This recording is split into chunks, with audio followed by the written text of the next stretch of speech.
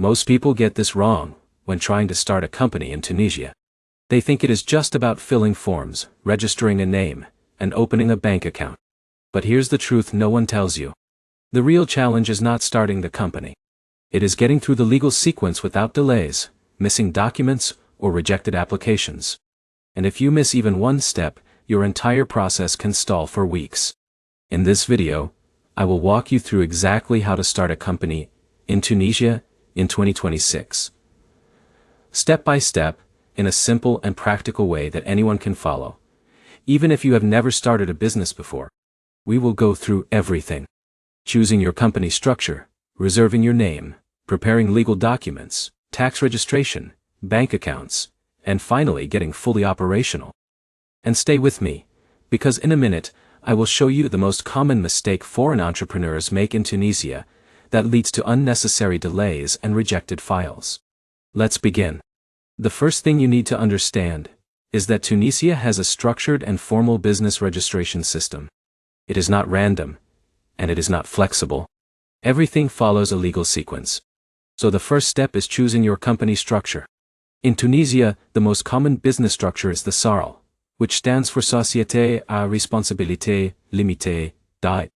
This is similar to a limited liability company in other countries. It is the preferred choice for small and medium-sized businesses because it protects personal assets and offers flexibility.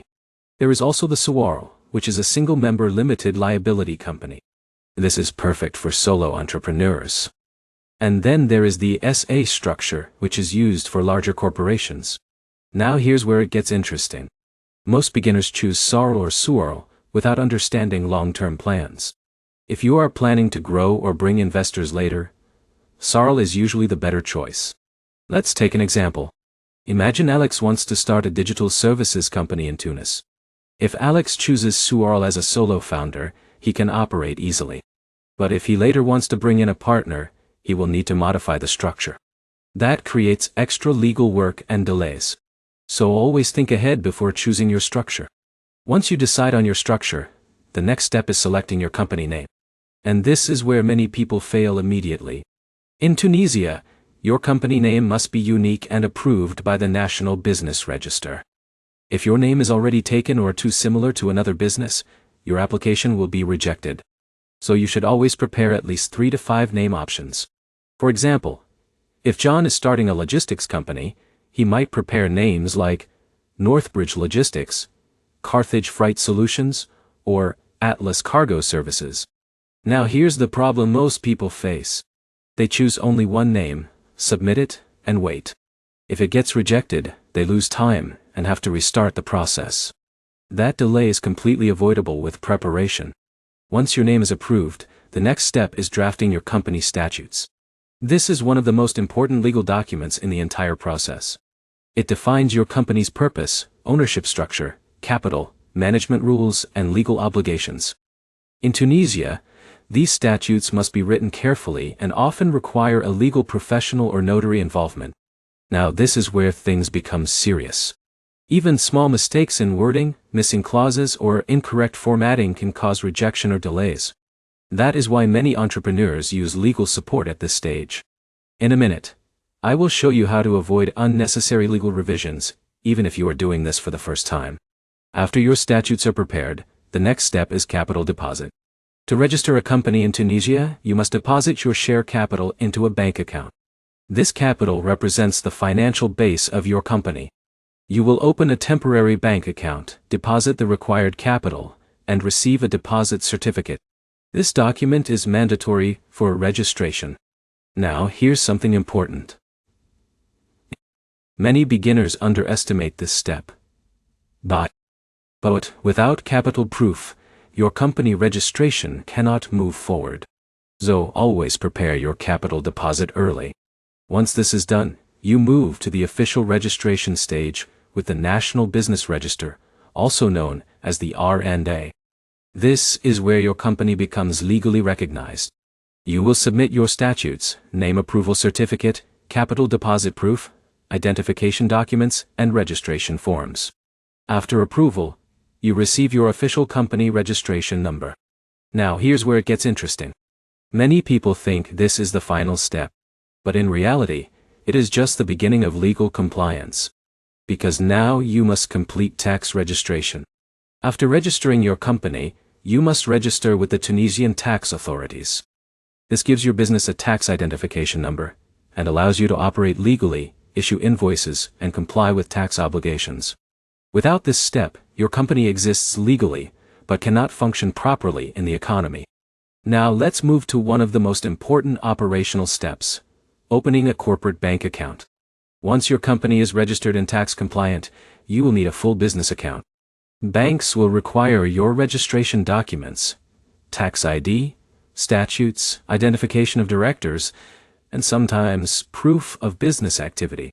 Now here's the problem many entrepreneurs face. They rush into the bank without organizing documents properly. Even small inconsistencies can cause delays or rejection. So always double-check everything before submission. Now, let's talk about something many beginners overlook completely: sector-specific licenses. Depending on your business activity, you may need additional permits. For example, import-export businesses require customs approvals. Food businesses require health certifications. Financial services require regulatory approval. If you skip this step, you might legally register your company but still be unable to operate fully. Now let's pause and connect everything. Starting a company in Tunisia is not a single action. It is a sequence of legal steps that must be done in order. First, choose your legal structure. Second, reserve your company name. Third, draft and finalize statutes. Fourth, deposit capital in a bank account. Fifth, register with the National Business Register. Sixth, complete tax registration. Seventh, open a corporate bank account. Eighth, obtain any required permits. If you follow this order, the process becomes smooth and predictable. If you skip steps, you will face delays. Now here's where it gets interesting. Most failed applications in Tunisia do not fail because the business idea is bad. They fail because documents are incomplete, inconsistent, or submitted in the wrong order. So the real skill is not paperwork. It is process discipline. Let's look at a real-world example. Zara wants to start a consulting firm in Tunis. She carefully prepares her documents, follows each step in order, and keeps everything consistent. Her registration is smooth. Now compare that to someone who rushes, skips document preparation, and submits incomplete files. That person faces delays, corrections, and frustration. The difference is not intelligence. It is structure. Now let's go through some practical tips that will make your process much smoother. First, prepare all documents before starting. Do not wait for each step to finish. Second, ensure consistency across all documents. Names, addresses, and business details must match exactly. Third, understand your business category before registration. Fourth, if possible, consult a local expert to avoid unnecessary mistakes. Now let's quickly summarize everything clearly. To start a company in Tunisia, you begin by choosing the right legal structure such as SARL or SURL.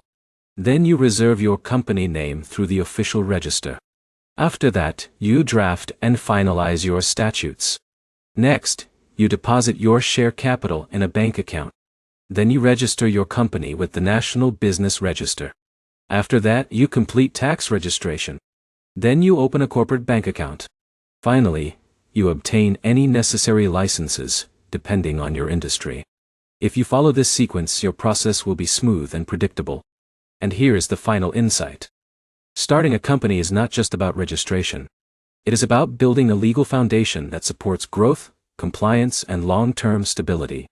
If your foundation is strong, everything else becomes easier.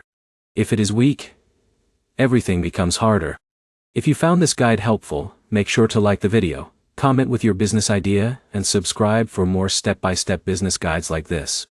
Because once you understand these systems, you can start businesses confidently in many countries around the world.